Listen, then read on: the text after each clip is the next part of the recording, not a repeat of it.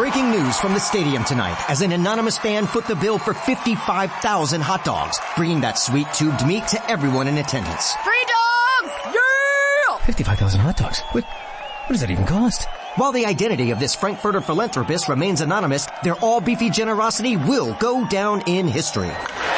The new Mega Millions. More to win means more to give. How you spend it is up to you. Yeah! For game odds and details, visit sceducationlottery.com. From Hollywood, it's time now for... Johnny Dollar. Hi, Johnny. This is Betty Norton. I've been trying to call you. I know I was out. I'm sorry. You keep pretty late hours. It's after midnight. Did I wake you up? No. Good. Why don't you come over? The moon's real nice tonight. The lake is luscious. I'll come over, Betty. But not to talk about the moon or the water. Oh? Got something else on your mind, maybe? Yeah. A little thing called murder.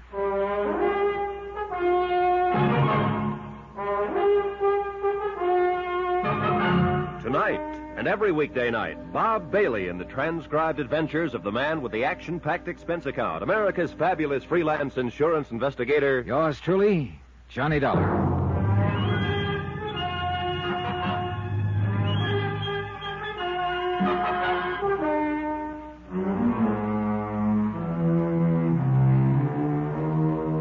Expense account submitted by Special Investigator Johnny Dollar to Amalgamated Life Associates, Home Office, Hartford, Connecticut. Assignment, the Crystal Lake matter.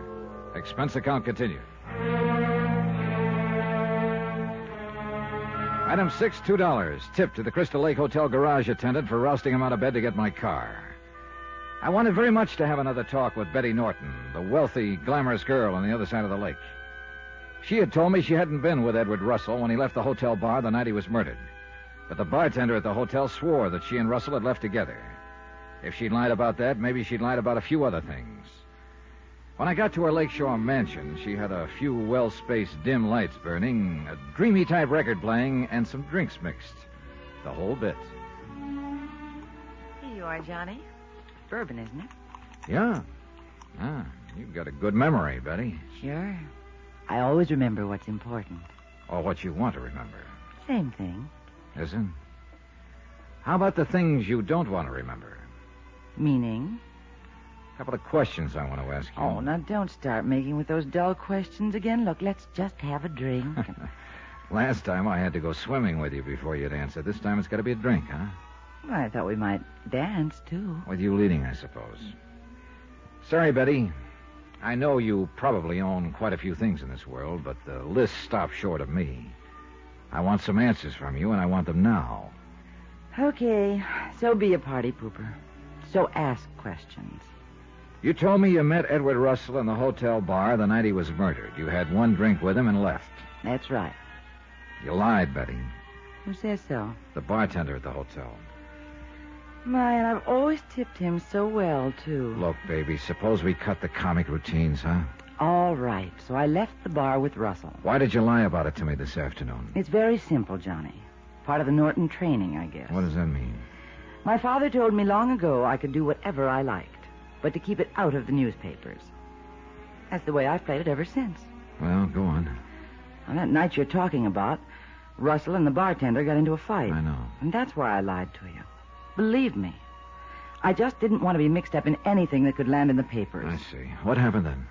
He and I went to a coffee shop to sober him up a little. You can check that. I will. Then what? He kept mumbling about somebody named Bill he was looking for. You say much about him? No, he wasn't making very much sense. And then Hiram came into the coffee shop. Who? Hiram, the old fellow who drives what passes for a taxi here at the lake. He told Russell somebody wanted to see him. Russell left with Hiram. And you didn't see Russell after that? No, I didn't. You don't look convinced, Johnny. I'm not. You lied once before, you could be lying again.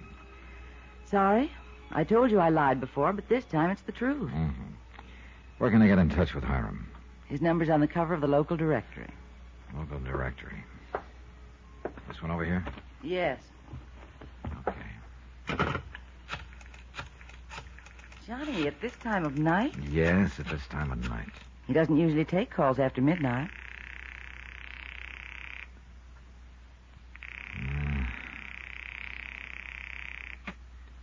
Asleep or out somewhere, I guess. Well, I'll check him in the morning. What is it? Shh, quiet. Johnny, what is it? What's the matter? I thought I heard something outside here. Could it have been one of your servants? Well, I only have a housekeeper with me here, and she went to bed hours ago. There are a lot of deer around here. Maybe that's what it was. Yeah, maybe. Johnny, you call Hiram in the morning. He'll back my story up.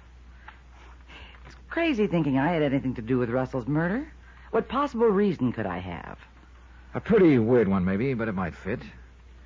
You told me this afternoon you had to play everything your way. You've probably been doing it most of your life and getting away with it. Maybe Russell wouldn't cooperate. Are you kidding? Look, men like Russell are a dime a dozen. So I had a drink with him and got mixed up in a barroom brawl. I should have known better. But as far as getting interested in him, I wasn't. Believe me, I can always find others who like to play it my way, as you put it.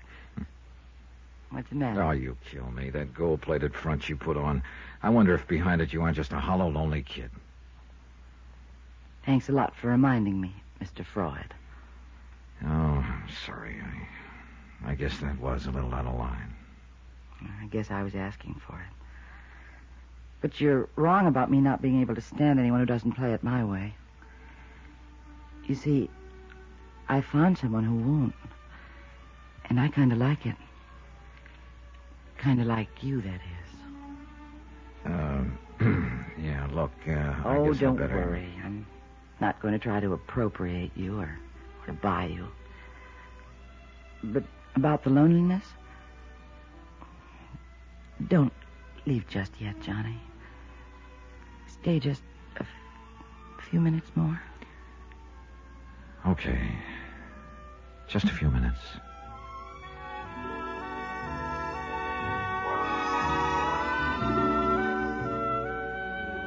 I guess I felt a little sorry for her and her loneliness.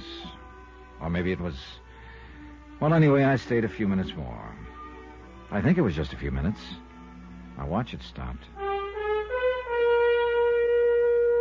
First thing in the morning, I tried to get Hiram, the cab driver, on the phone again, but still no answer. I headed for Deputy Sheriff Ansel Garrett's office. Clarence Bixby, who owned the cabin where Russell's body was found, was with him. Good morning, Johnny. Ants, Mr. Bixby? Oh, morning, Dolly. Anything new? Not much. Well, I won't take up any more of your time, Sheriff. However, I would like to ask a favor of you, though. Oh, what is it? So far, the Denver papers haven't mentioned which cabin up here the body was found in. Now, I'd appreciate it if it could be kept that way.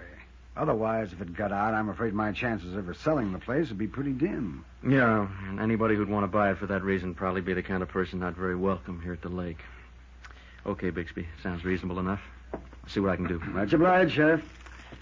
Cigar? No, thanks. Dollar? No, thanks.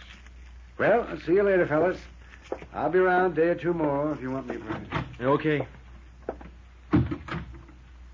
Well, how do things look this morning, Johnny? Just like Bixby's cigar wrapper.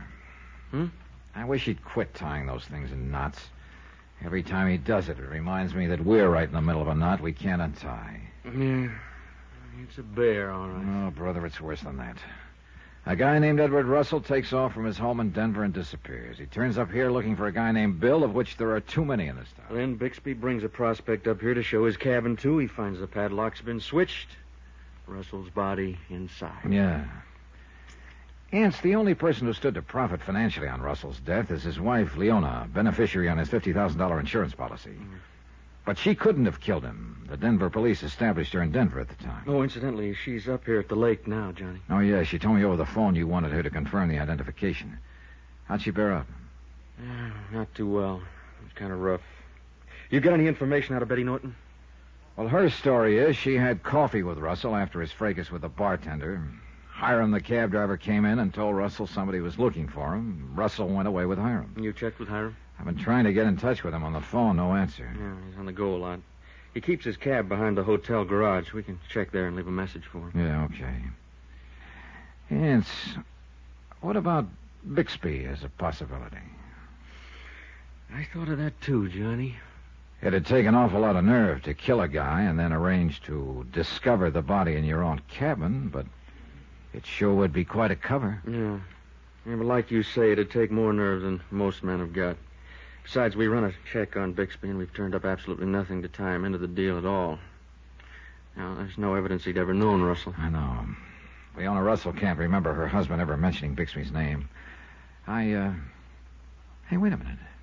How about Putnam? Well, the guy who wanted to buy Bixby's cabin? Yeah. The same thing could apply to him. He knew the cabin was empty. He could have planted Russell's body there and then arranged for Bixby to open the cabin. It could be, except how does he tie in? I don't know. He said he and his wife wanted to buy the cabin. Might be interesting to check with his wife and see what she says. Not a bad idea, Johnny. I'll put in a long-distance call to her. Don't count on much, though. At this point, Ansel, I'm counting on nothing. And I wasn't. I was getting nowhere trying to match a logical motive with any of the suspects. I decided I might as well continue checking guys named Bill around town and see if I could find the one Russell had been looking for. I went down to Bill's boathouse at the landing. Bill Jensen, who ran it, was a stocky, heavyset man in his late 20s. His face looked friendly enough. That is, if you weren't paying much attention to his eyes. They were about the coldest shade of blue I'd ever seen. What can I do for you, Mr. Dollar? Boat, maybe? A little information, maybe. What about? A man named Edward Russell. The guy who was murdered? What about him? Did he come around here to your boathouse? Not that I know of. Well, he was looking for a man named Bill, and I thought you might be the one. No, Aunt Garrett was telling me about him, but I'm not the one he was looking for, sorry. Did you happen to see him around town anywhere? Russell? No. First time I saw him was his picture in the paper after the killing. I see. Hey, you got quite a lot of boats here, Jensen. Yeah, pretty big investment in them. You keep the ones here in the boathouse padlocked, I see. No, I have to. Used to get one stolen now and then. Say, you want to take one out in the lake now, Mr. Dollar? Not right now, Jensen. Maybe later. See you around. All of a sudden, I was real interested in Bill Jensen and his boathouse because some of the padlocks on the boats looked very much like the one that had been placed on Bixby's cabin door, the one he'd pried off when he discovered Russell's body. I wanted a closer look at those padlocks, but now wasn't the time. I went on back to the hotel to look for Hiram, but his taxi still wasn't there. So I left him a message to contact me as soon as possible. Then, after dark, I went back to the boathouse. There was nobody around. I slipped in the back and took a close look at the boat padlocks. Yeah, no doubt about it. They were the same kind as the one on Bixby's door. And one of them was missing. Yeah, Bill Jensen could be my boy. I hit the deck fast behind one of the boats and looked around me. It was a bad spot to be in. I was pinned against a wall. I edged toward the rear, then dove for the door of the tiny office. Then I realized my mistake. I'd figured that the office would have an outside door, but it didn't. I was trapped. Yeah, it looked like I'd just solved the murder. The hard way.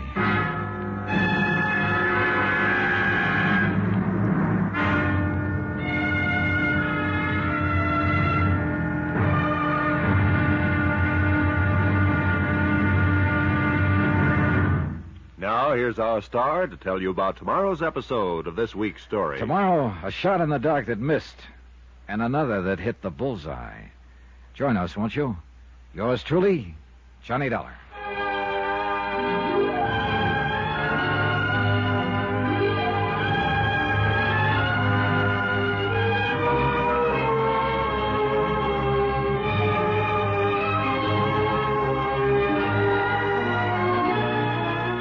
Yours truly, Johnny Dollar, starring Bob Bailey, is transcribed in Hollywood. Written by Robert Reif, it is produced and directed by Jack Johnstone.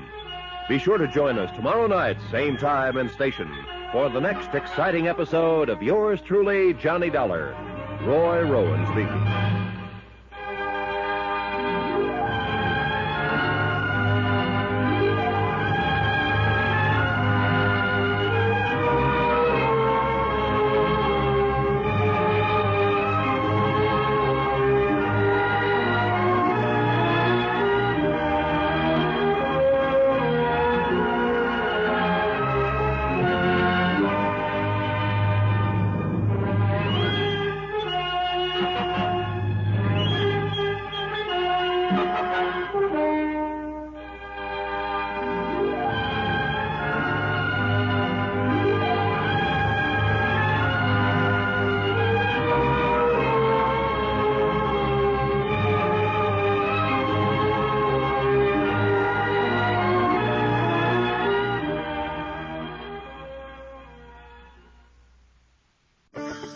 having a life scholarship and being able to afford to go to college made me feel inspired to go.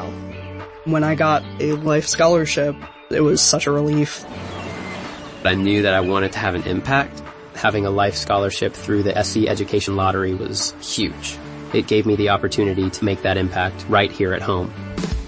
The South Carolina Education Lottery. A better you, a better us, a better South Carolina. Visit sceducationlottery.com/betteryou. Ready to make a real impact every day? Join the Active Day Home Care team and help clients maintain their independence in the comfort of their own homes. Make a difference in someone's life as you provide essential daily assistance and protect their health and happiness. Earn up to $20 an hour and enjoy additional perks like optional daily pay, 401k, paid time off, ongoing educational training, and more. Join a team that values care, compassion, and your professional growth. Visit ActiveDay.com to apply.